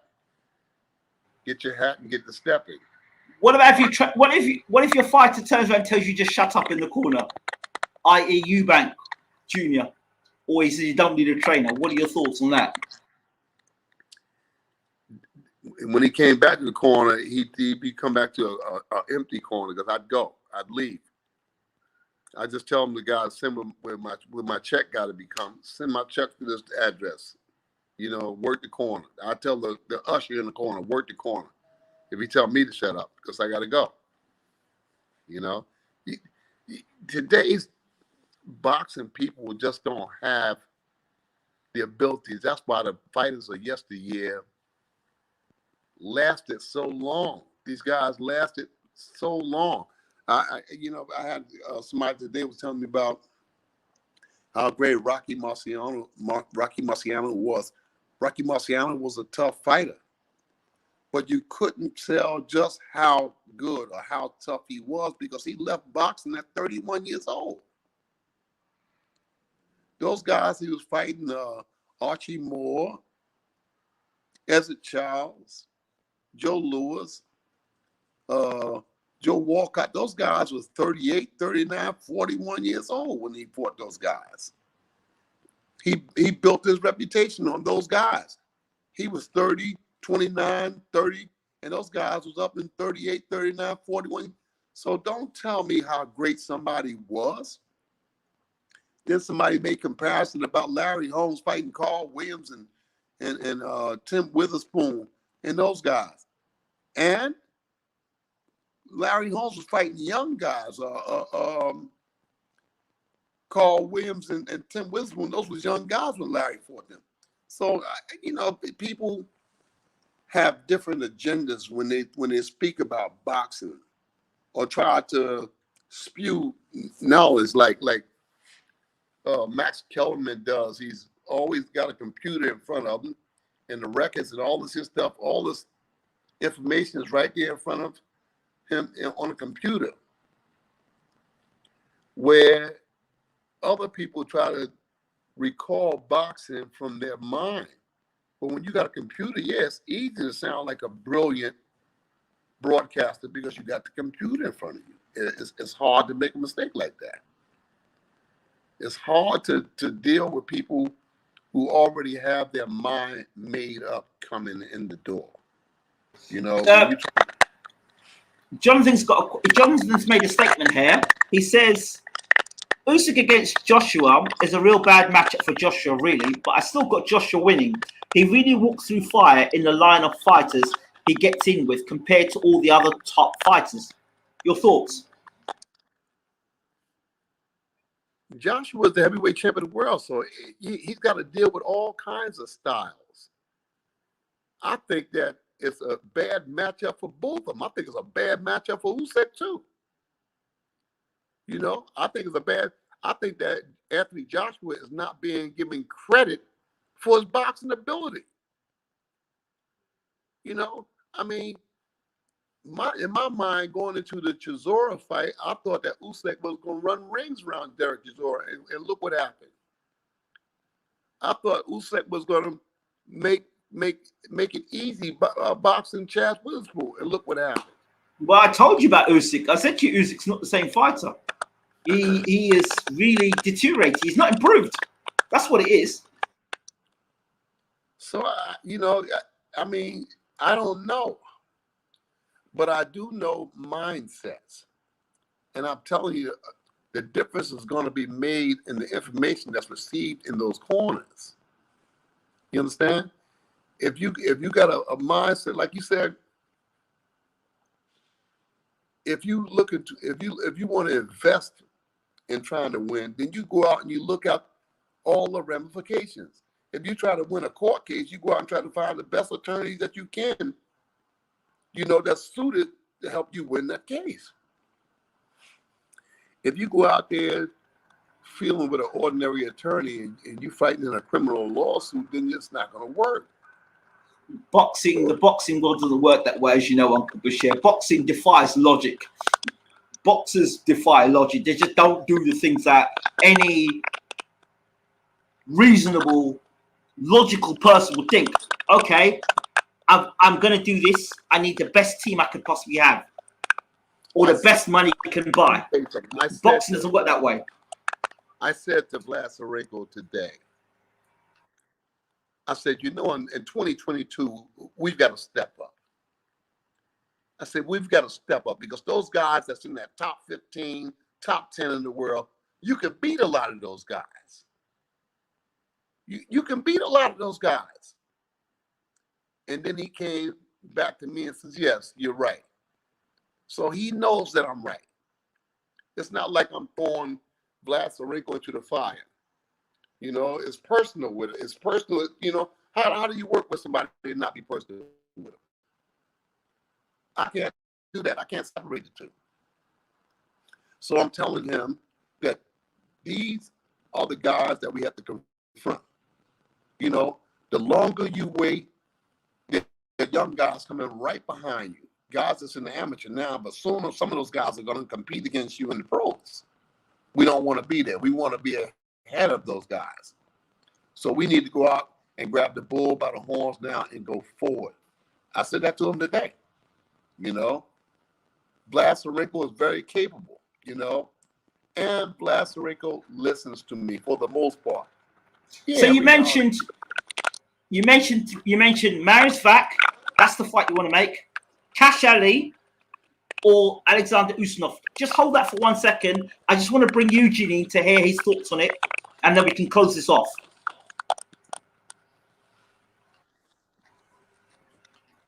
I think that Marius Vac would be an interesting matchup because the guy is very tall, got a good chin, And even though he hasn't been in high-level fighting recently, he's still active. You know, he can cause trouble. It's his physicality, the size of him, is something that is useful for Serenko to encounter and deal with. Find where he struggles against guys that are, you know, large and have a chin on them. To be honest, I have not seen much of Cash Ali, so I will skip that. I don't know the guy. And Ustinov is a good choice. You know, I think that will be the easier fight to make. And the only problem is that I don't know how active Ustinov has been. I would ask Bashir about it, because I haven't seen anything about Ustinov recently. It used to be a good opponent to go the distance with, because he's quite durable, and he's not a vicious puncher. So you can see, you know, even if he causes trouble, there are ways, you know, it will be, it will not be too deep of waters for Vlad to try himself in. I really think that those are a good step up. They're not too risky, but they're not the nobody opponents, you know, the names he has been fighting so far. And I think he's a talented guy, and that opposition is something that he should really try himself again. Uncle Bashir.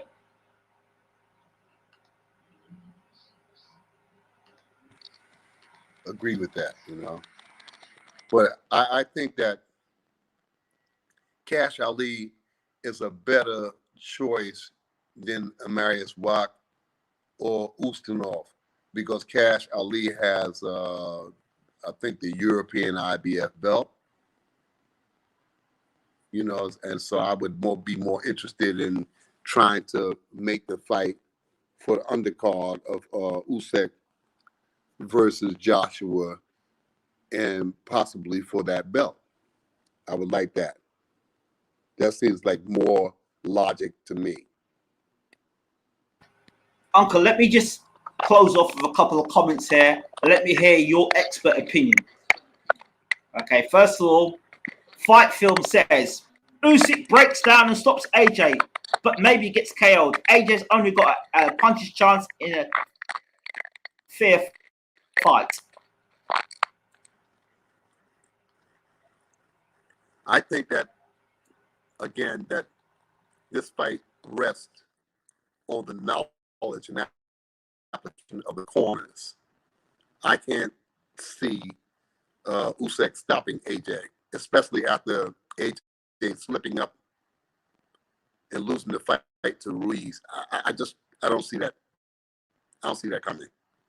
I think that AJ is going to be on high alert,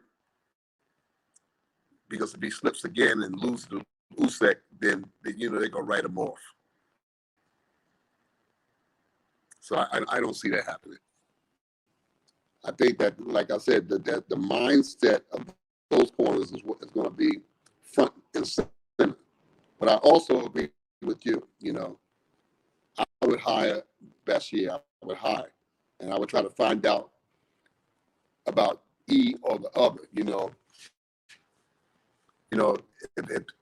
if I can help Usyk win against Joshua, I know what to look for. I know how to apply what they need to do.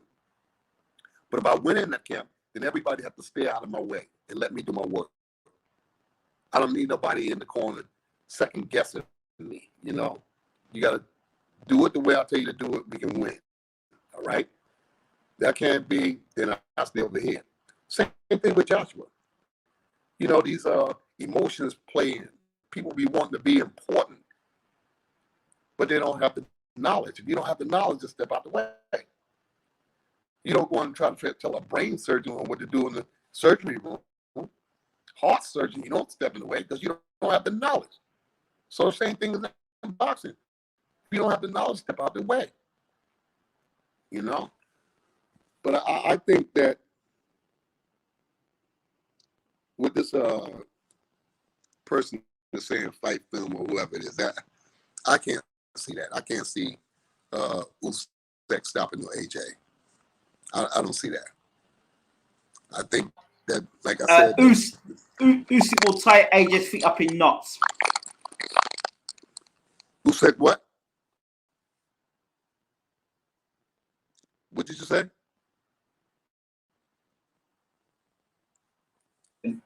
It continues by saying Usyk will tie AJ's feet up in knots. Remains to be seen. Yeah, I agree with you there. I'm seeing tie anyone's feet up in knots.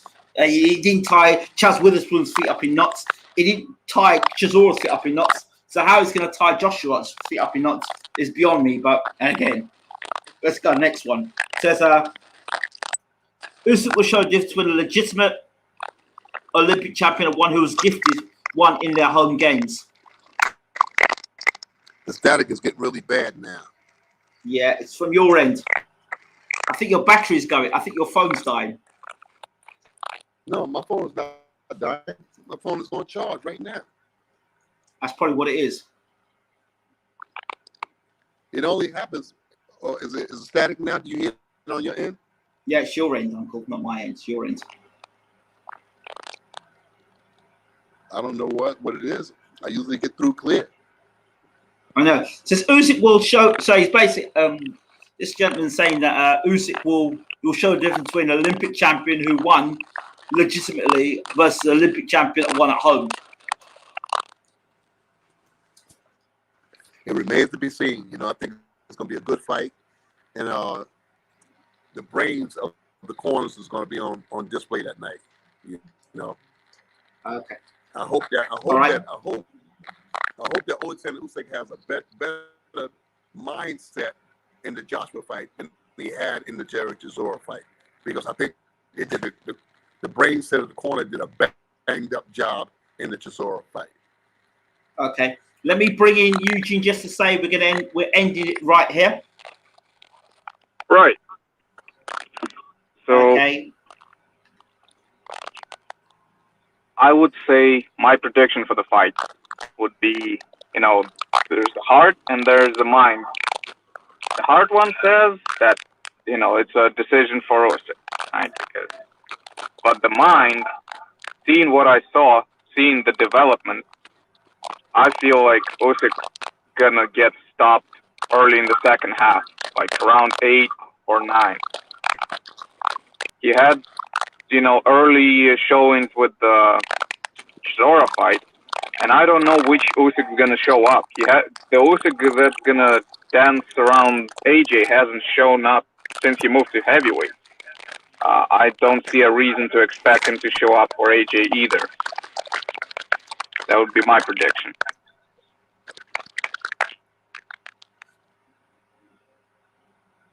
My thoughts are fighters fighting patterns, and if you look at the record of Usyk and what he's done, he hasn't been impressive.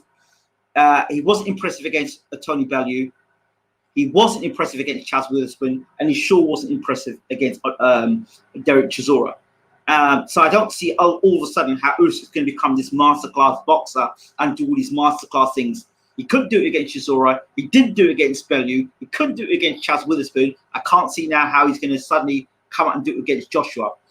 That being said, I think that Usyk is actually regressing. He doesn't have anyone in his camp or his team to give him the specific instructions in how to go about beating Joshua, as far as I'm concerned. So unless he hits Joshua with a straight left hand or he walks Joshua onto a straight left hand, for me, I think he's going to find that him putting that weight on is going to make him slower. I think by putting that weight on, he's already getting clipped with straight right hands anyway by guys who are not as big a puncher as Joshua. So I think the more weight that Usyk puts on, the easier it is for him to hit. And what a time for you to find out when you're in the ring that you're too heavy on the night and you can't get out of the way punches against a guy like Joshua. He needs speed coming into this fight. He needs movement coming into this fight. I don't think we're going to see that from Usyk. We haven't seen that sort of stuff since he was in the cruiserweight days. And even in the cruiserweight days, as you saw him go, since he left Bashir, it was less of the footwork and more of taking a lot more punches and fighting with his face to be exciting. So I don't see how that changes. And for me, there are weaknesses in AJ. Now, I'm not sitting and saying AJ is great and he's fantastic and stuff. What he does, because of what Usyk's doing now, and he's easier to hit, and he's not moving his feet as much, and he's not as defensively responsible as he may have been previously, these are all the reasons why they all work in AJ's favor. I don't think Usyk's improving. I think he's regressing. And I don't think anyone can actually argue the fact that Usyk has looked better in the heavyweight division, or he's looked progressively better. He's looked progressively worse since he stepped into the heavyweight division from the Tony Bellew fight. So it's just a case of how much more has he regressed? How much more by putting that extra weight on? If he is putting that extra weight on, it's going to affect him. And then the injuries that Usyk's had in his career, how much all that wear and tear, plus all those amateur fights, are going to have in the biggest fight of his career, and not having the sort of training like Uncle Bashir in the corner. And it's not being biased. Just look at his performance against when he won the WBO championship, his footwork and movement. So I think a lot of what Usyk's doing is relying a lot on his amateur game and what he did in the amateurs, and you think that's going to pull him through against Joshua. And I'll give you a prime example of that is when Lennox Lewis started his professional career, and before he met Emmanuel Stewart, he admitted that he was relying a lot on his amateur style, and Pepe Correa was more of a cheerleader. And when he got knocked out by Oliver McCall, then he came to understand he needed a proper training in his corner, hence why he brought in Emmanuel Stewart, and really the rest of history. He got knocked out by Hasim Rahman, but that was through more complacency and arrogance. He should have got into South Africa earlier, but he didn't because he was doing Ocean's 11 or whatever.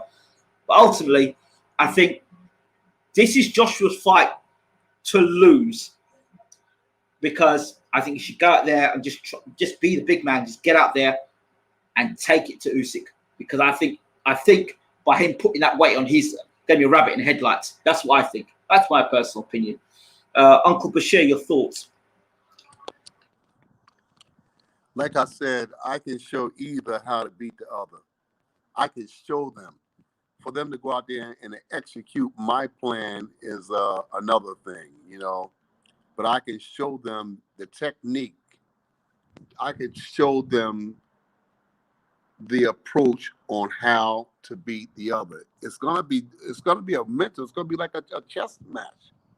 It's gonna be a chess match, and there's no doubt about it. Like I said before, I'd have Anthony Joshua cut that ring off and engage Usyk. You know, if you can punch, let me see what you got. I'd go in behind the jab, I'd cut the ring off, and I'd rough Alexander Usyk up. I'd rough him up. I wouldn't be kind to him. It wouldn't be none of that I love my neighbor kind of thing. I'd rough him up. I'd rough him up. I would make him feel the effect of being in there with a true, full-fledged heavyweight, and I'd make him feel that pain early. Early. That's what I suggest that Anthony Joshua do. If I'm with Usyk, I'm going out there and I'm trying to utilize that ring. You know, I'm trying to utilize that ring. I hope that they got a 2020 ring, a 2020, 2021, 2022 ring, where he can have some room to move. I hope they didn't put him in a matchbox, you know, 18 by 18 ring. If they put him in a matchbox, he's done with. If they put him in an 18 by 18 ring, it's going to be a problem. But I would go out there and I would have Usyk use that southpaw jab up and down like a paintbrush, constantly using that jab and movement, lots of movement. He needs that movement in those first 5-6 rounds. He needs to slow Anthony Joshua down. When he gets that movement, when he gets his way, and Anthony Joshua does slow down, Then Usyk got to start putting those southpaw combinations together, looking for a home for the left hand.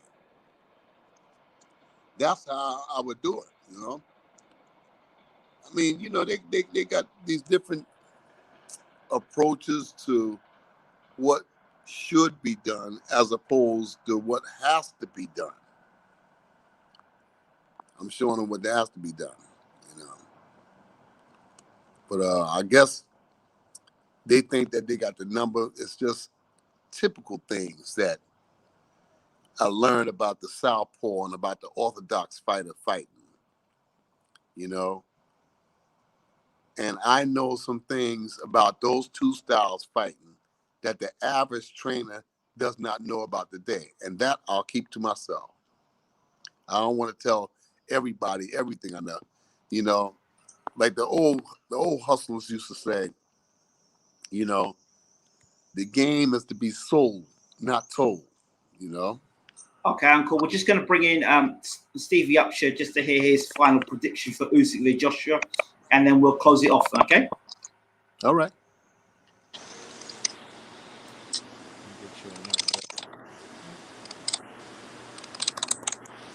Stevie, your final thoughts on Usyk versus Joshua? Final thoughts. Usyk versus Joshua. I'm taking Joshua. I'm taking Usyk. 12-round unanimous decision. Well, you know what? It might not be unanimous, but realistically, I see it being 9-3. I just see him just like outpointing them, like just outwitting them, because Joshua is not like a cerebral fighter to me. He was able to be barely against Ruiz, but I just don't see that happening with this fight. Any final words from yourself?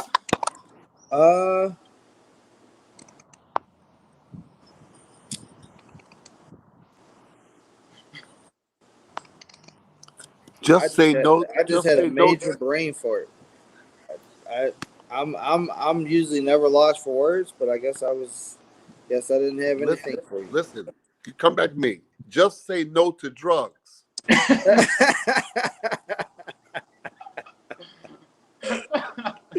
Oh man, this guy.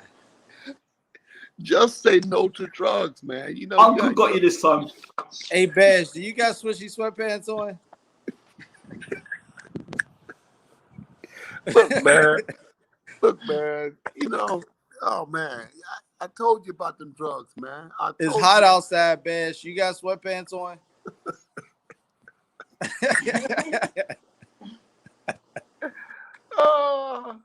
Oh man. Oh. Okay. Where you at, Bash? Huh? Where you at? You in okay.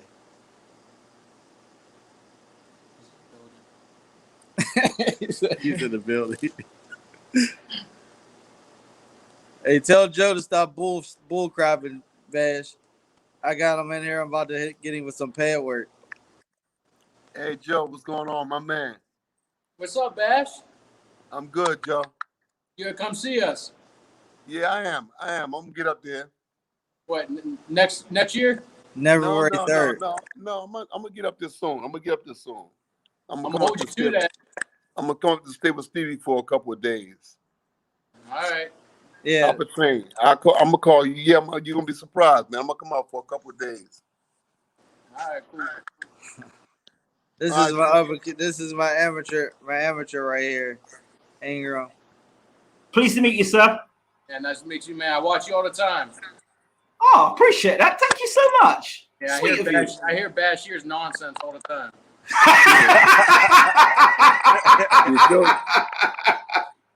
Hey, these did guys you are my notice the other family. day he got up and came back without a shirt on? Oh my God! He says someone was. Don't stitch him up. I got in a lot of trouble for that. Don't stitch him up. But I got in a lot of trouble for that. Let's forget that show. Yeah, forget that show. Look, these guys are my family, man. I love these guys, man. Love you Joe too. and Stevie, they're good people, man. They're good people, man. You know, I love you, Bash. Yep. Those guys, my family, man. You know what I'm saying? So yeah, I'm definitely coming up to see. I'm gonna make the time out. Come up there 2-3 days and hang out, man. I'll see you guys later. All right. All right, Bash. Ingram. I hope this show is a smash. I hope this show is a smash. I hope that we did some good here today.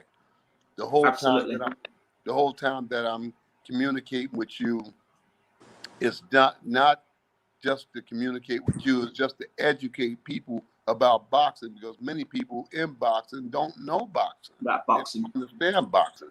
You know, In the words of the great Roger Mayweather. Most people don't know shit about boxing. Shit about boxing. yeah, and it's right. They don't, you know, and they can't learn because they're so big-headed, you know, so arrogant, you know. And as far as people that don't know boxing, that won't call people in who do know boxing, it's just, I don't know, stubbornness, bullheadedness, foolishness, you know. I disagree with you, Stevie. I think that Joshua he realizes what happened with the Ruiz fight. He slipped on a banana peel that night, got knocked out, lost the fight. I think that he's gonna be on high alert with Usyk. I think that he's gonna go out there and take the fight over. He's gonna try to bull Usyk and wear him down. Usyk is gonna have to fight hard those first 7 rounds in order to impress upon Joshua that I'm taking the title. But I think Joshua is going to come out there in a championship mode and say, "Look, you're not taking my title. It's going to be a fight," you know. You don't think he can overwhelm him with punch count? No, I don't think that's going to happen. Okay. Joshua's the younger guy, you know. He's the younger guy, and he's got the same thing available to him as it is to Usyk. I think that Usyk could win the fight if he fights smart, but I don't know about his brain trust in that corner. That's what I say. Exactly. That's exactly my thoughts. The brain trust in his corner, they just miss too much stuff, you know. People keep forgetting also. They keep looking at Usyk and the Joyce fight. Do they know that his team didn't inspect the ring, and Usyk only knew the size of the ring when he was doing the ring walk, and they didn't even inspect the gloves? This is Team Usyk we're talking about here. Never mind getting in the ring and fighting. If your team are missing stuff like that out, it's a bad sign. Oh yeah. They didn't even know the size of the ring, Stevie. You know, every time I get to a fight, the first thing I do is go check the ring, check the ropes, check the mat. That's the first thing. That's uno numero. Usyk said he didn't even know the ring size until he was doing the ring walk. Who misses something like that? Yeah. When Eddie fight, I always inspect it, or when I fight, Eddie inspect it. Yeah, I mean, but who misses something like that? Who misses something that available to him? Who misses that? It's still talking about Lomachenko's father, like some savior. They keep talking about Lomachenko's father, like he's apparently training Usyk for this fight. Well, he was apparently training Usyk for the Chisora fight. He was apparently training Usyk for the Benny fight. They're just saying the people here is asking, where was Lomachenko when he was needed to win the Lopez fight? That's what they keep. It's not me saying. I'm saying what the people are saying. Lomachenko needed to be there for his son when he was losing the fight to Lopez. He didn't fight for 6 rounds. So if you're so wise, if you're wise enough to realize the way for Usyk to beat Joshua, you got to be wise enough to realize that your son is losing the championship of the world to Lopez. So they won't see that. Huh? They won't see that. They won't see that. They won't see that blinking about things like that. Look, look, anybody can slip up and make a mistake. Anybody can have an oversight one night. But don't make it look like that Jesus Christ is coming in the form Of Lomachenko's father. Lomachenko's father. No. It doesn't happen like that there. It doesn't work that way. My thinking is that you would have to have been with the fighter for some time. Not just fly by night that somebody gonna send the trainer to you FedEx and you're gonna jump out of an envelope and say, here I am. Your savior has arrived. Signed, sealed, delivered, I'm yours. Yeah. No, you have to be patient. You have to be studious. And like I said, on any given night, people can slip up. You just got to be sharp that one night. Yeah, absolutely. I think that Joshua wins the fight by unanimous decision. I'm gonna go one step further. I'm gonna go by Joshua. Actually, railroads, walk straight through Usyk, knocks him out inside 6 or 7. I've never seen Usyk down, so I can't even say that. Huh? I've never seen Usyk down, so I can't say that. He will do in this fight. Like I never seen him even close to it, so I well, I'm not doubting you at all. Like I'm not vouching. You know what? Tune in September.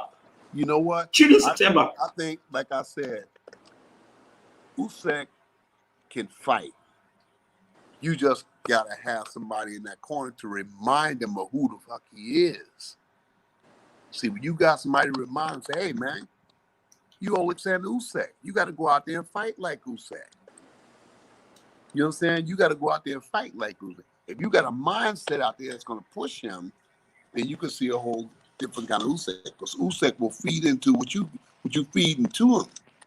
If you feeding him some information, he'll feed into it. He'll fight. He'll definitely fight. You know?